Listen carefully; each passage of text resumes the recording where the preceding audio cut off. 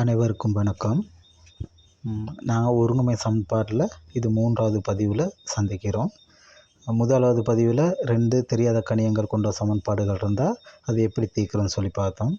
2வது பதிவில் 3 தெரியாத கணியங்கள் இருந்தால் அதை எப்படி தீர்க்கிறோன்னு சொல்லி பார்த்தோம். இந்த பதிவில் நாங்கள் ஒருங்கமை சமன்பாடு பின்னத்தில் வந்தால் எப்படி செய்கிறோன்னு சொல்லி பார்ப்போம். இப்போ இப்படி ஒரு கணக்கு இருக்குது. 2x/4 சக y/3 சமன் 13/6. அடுத்து 3x/2 சய 3y/5 சமன் 33/10. இப்படி 2 சமன்பாடு கொடுத்துருக்கு. இது முதலாவது சமன்பாடு, இது 2வது சமன்பாடு. இப்போ உங்களுக்கு சாதாரணமாக 2x சக y சமன் 13 இப்படி இருந்தால் உங்களுக்கு தெரியும் கணக்கு செய்ய. இப்போ இது பின்னத்தில் இருக்குது, அதாவது கீழே 4 இருக்குது, இதில் 3 இருக்குது, இதில் 6 இருக்குது. இந்த மாதிரி பின்னத்தில் வரனால எப்படி செய்கிறேன்னு சொல்லி தான் இப்போ நாங்கள் பார்க்க போகிறோம். அப்போ இப்படி இருந்தால் நாங்கள் என்ன செய்யணும்னு கேட்டால், இந்த கீழே உள்ள எண்களுக்கு நாங்கள் போமாசி பார்ப்போம். அப்போ இந்த எண்களுக்கு போமாசி பார்த்தா என்ன வரும்? 12 வரும். அந்த 12ஆல் அந்த சமன்பாட்டை பெருக்க வேண்டி வரும். உங்களுக்கு செய்து காட்டுறேன். முதலாவது சமன்பாடை பெருக்கிறோம் 12ஆல். அதாவது இந்த இலக்கணத்துக்குள்ள போமாசி வந்து 12, அந்த 12ஆல் பெருக்கிறோம். போமாசி காண்றது எப்படின்னு சொல்லி தெரியலைன்னு சொன்னால் பொது மடங்கில் சிறியன்னு சொல்லி நான் பதிவு போட்டிருக்கேன், அதை பாருங்கள். இப்போ பெருக்கிறோம். அப்போ என்னது? முதல்ல 2x/4 பெருக்கிறோம் 12ஆல் சக y/3 பெருக்கிறோம் 12ஆல். அடுத்து 13/6 பெருக்கிறோம் 12ஆல். இப்போ இதை தீர்த்தோம்னா பாருங்கள், சுருக்கணும்னா இதையும் சுருக்கணும்னா 3 முறை 2 6x. இதையும் சுருக்குனா 4 முறை 4 பெருக்குனா 4y.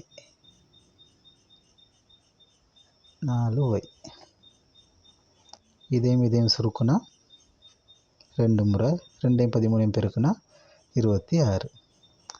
இப்போ உங்களுக்கு பின்னங்கள் இல்லாமல் ஒரு சமன்பாடு வந்துருச்சா? புரியுதானே? இது வந்து 3வது சமன்பாடு. இப்போ இதே மாதிரி சமன்பாடு ஒன்று நாங்கள் அடுத்து உருவாக்குவோம் இந்த 2ஆம் சமன்பாடை வச்சு. இப்போ 2ஆம் சமன்பாட்டில் போமாசி என்னது? 10. அப்போ அதை என்ன செய்யணும்? 2ஆம் சமன்பாடை பெருக்கணும். அப்போ 2ஆம் சமன்பாடை பெருக்கிறோம் 10ஆல். இப்போ என்னது? 3x/2 தர 10 சய 3y/5 தர 10 சமன் 33/10 தர 10.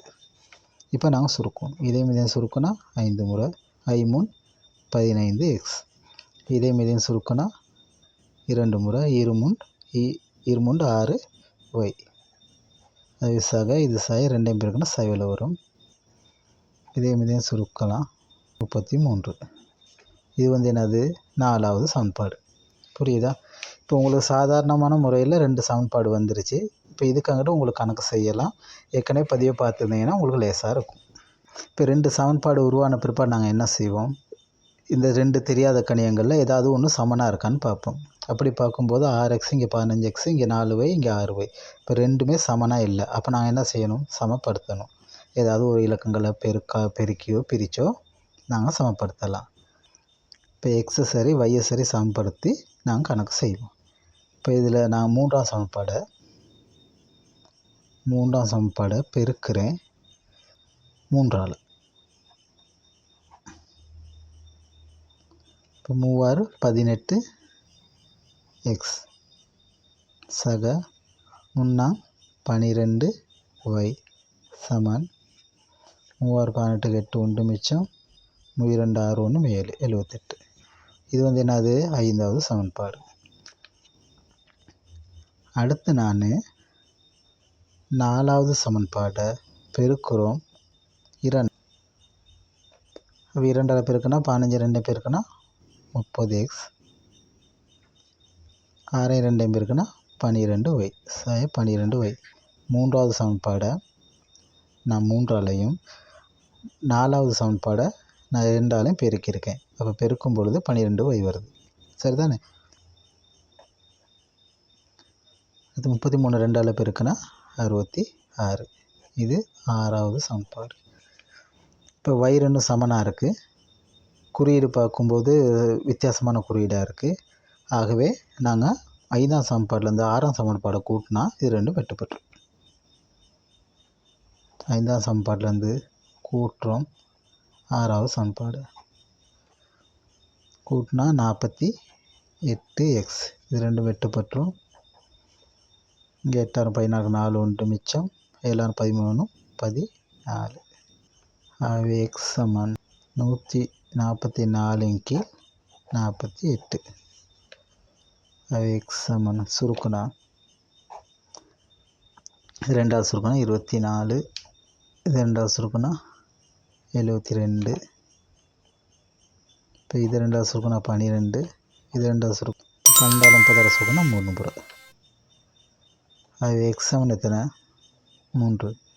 இப்போ பெரிய இலக்கங்கள் வந்தால் எப்படி சுருக்குறோன்னு சொல்லி அதுவும் நான் பதிவில் போட்டிருக்கேன். அடிப்படை கணிதம் சொல்லி இருக்கும், அதில் பாருங்கள். அதில் எப்படி பிரிக்கிறேன்னு சொல்லி நான் சொல்லி காட்டியிருக்கேன். இப்போ அடுத்து நாங்கள் என்ன செய்வோம், எக்ஸ் சமன் 3ஐ சமன்பாடு 3இல் பிரதி இட. அதாவது எக்ஸ் ஒய்ங்கிற எந்த சமன்பாட்டில் வேணாலும் நாங்கள் பிரதியிடலாம். நமக்கு எது லேசாக இருக்கோ அதில் பிரதியிட்டுக்கலாம். நம்ம எதில் பிரதியிட்டாலும் விட கிடைக்கும் நமக்கு. 6x சக 4y சமன் 26. 6 தர எக்ஸுக்கு பதிலாக 3 சக 4y சமன் 26. 6 18 சக 4y சமன் 26. 4y சமன் 26. பாயிண்ட் இங்கிட்டு கொண்டு வந்தால் 18 மாறும். அது 4y சமன் 26லேருந்து 18 கழிச்சா 8. ஆகவே y சமன் 8 கீழ் இந்த 4 இங்கிட்டு கொண்டு வரும். சுருக்குன விட 2. y சமன் 2. உங்களுக்கு பயிற்சிக்கு ஒரு 2-3 கணக்கு இருக்குது, இதை செய்து பாருங்கள். இப்போ இதில் பார்த்தீங்கன்னா 2a சய 3b சமன் 4, இது 2a சய 4c சமன் சய 2, 5b சக 3c சமன் 19. இந்த சமன்பாட்டை தீர்த்து பாருங்கள். அடுத்து இன்னொரு கணக்கு இருக்குது. a சக 2b முழுவதும் கீழ் 2 சமன் a சக 8b முழுவதும் கீழ் 5 சமன் 4. இந்த கணக்கு ஒன்று இருக்குது. இதில் பாருங்கள், இது வந்து ஒரு செவ்வகம்னு சொல்லியிருக்கு. இந்த செவ்வகத்தின் சுற்றளவு 50 சென்டிமீட்டர்னு கொடுத்துருக்கு. அடுத்து XY இந்த அதாவது நீளத்துக்கும் அகலத்துக்கும் இடையே உள்ள வித்தியாசம் வந்து 5 சென்டிமீட்டர்னு கொடுத்துருக்கு. இப்போ கேள்வி என்னென்னு கேட்டால், XYயில் ஓர் ஒருங்கமை சமன்பாடு உருவாக்கி நீளம் அகலத்தை காண்க. இது 3 கணக்கையும் செய்து பாருங்கள். இதை செய்து பாருங்கள். நான் அடுத்த பதிவில் இந்த கணக்கு எப்படி செய்யுதுன்னு சொல்லி நான் விளக்கப்படுத்தி விட்றேன். நன்றி.